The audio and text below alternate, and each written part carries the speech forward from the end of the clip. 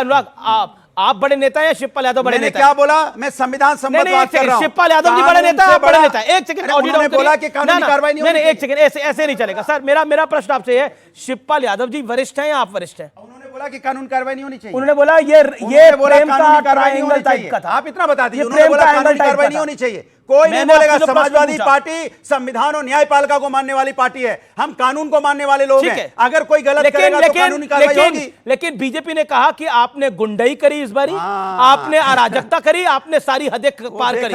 ये बीजेपी किसने हदें पार की हैं? पुलिस सिस्टम किसके साथ था? किस पे बंदूकें तान रहा था? सबने देखा है। छुपा नहीं है कि किस तरह से आप वहां पे किस तरह से डरा रहे थे। पुलिस किस तरह से गलियों में लगी हुई थी। ठीक है, प्रेम शुक्ला जवाब।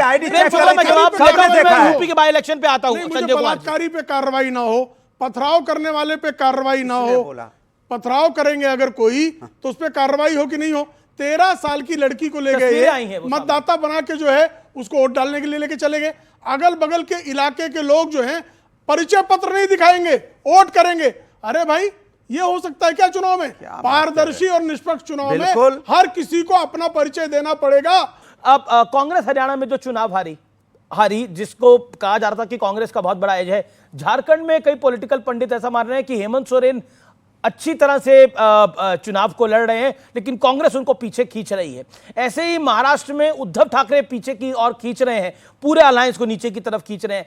क्या कांग्रेस उस तरह से नहीं चुनाव लड़ पाती जिस तरह से बीजेपी या फिर एनडीए चुनाव लड़ता है? एनडीए की तो मैं बात नहीं कर सकता, लेकिन अगर आप बीजेपी और कांग्रेस की बात करें, ऐसे कई एग्जाम्पल्स हैं। आप कंस्टिट्यूंसी वाइज देख लें, स्टेट वाइज देख लें, आप मध्य प्रदेश, राजस्थान, छत्तीसगढ़, ऐसे तमाम राज्यों को देख सकते हैं जहां कांग्रेस और बीजेपी के बीच 1-to-1 फाइट होती है और वहां कांग्रेस बहुत पिछड़ती है। लोकसभा के सीटों को देख लें तो जिस बात का जिक्र अभी आप कर रहे हैं, शायद झारखंड हो या महाराष्ट्र हो, इस बात का अभी अनुमान लगाया जा रहा है कि अगर जेएमएम अच्छा नहीं करती, मैं हरियाणा को देख कर ही अनुमान लगा, हाँ, अगर जेएमएम अच्छा नहीं कर रही है या वो गठबंधन अच्छा नहीं कर रहा है और महाराष्ट्र में महाविकास अघाड़ी अच्छा नहीं कर रही है, तो शायद कांग्रेस बहुत अच्छा प्रदर्शन नहीं कर रही है।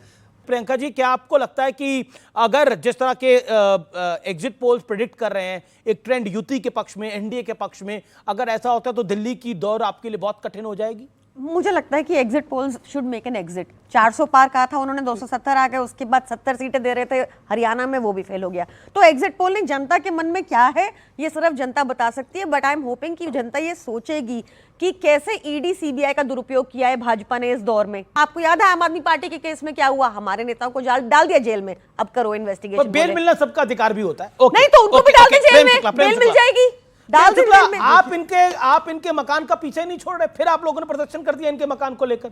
अब तो केजरीवाल जी उस मकान में रहते भी नहीं, अब तो आतिशी मार लेना रहती। मुद्दा नहीं है ना, हार दिख रही है। शीश महल का भ्रष्टाचार तो भ्रष्टाचार मुद्दा ही नहीं है। वो चले गए तो क्या करेंगे? शीश महल का भ्रष्टाचार है।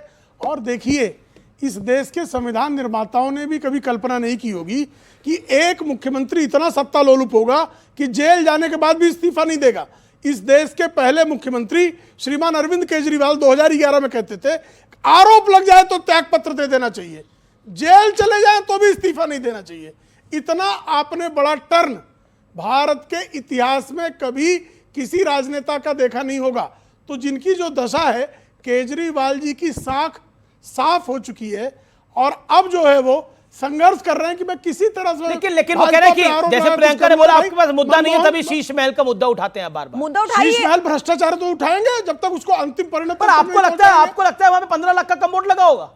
अफगानी रुपया आपको पता है हमसे महंगा हो गया, ऐसे साथ गिराइए इन्होंने। प्रियंका जी, आप तो मुख्यमंत्री आवास गई होंगी, क्या मतलब वहां 50-50 लाख के पर्दे लगे? ये क्या मुद्दा बनाएंगे? और बताओ 50 लाख पर्दे कोई लगाता है? बताओ क्या? इन्होंने देखे, किसी और ने नहीं देखे, इनको पता है। ये कभी गए नहीं पर इनको पता है। ऐसा कोई केस नहीं है पर इनको पता है। जो सच है आंकड़ा ये है। रिमोट से पर्दा खुलता है, ऐसे दबाओ कटा। इन्होंने देखा, इन्हीं से पूछ लीजिए। मैं तो जब मैंने देखा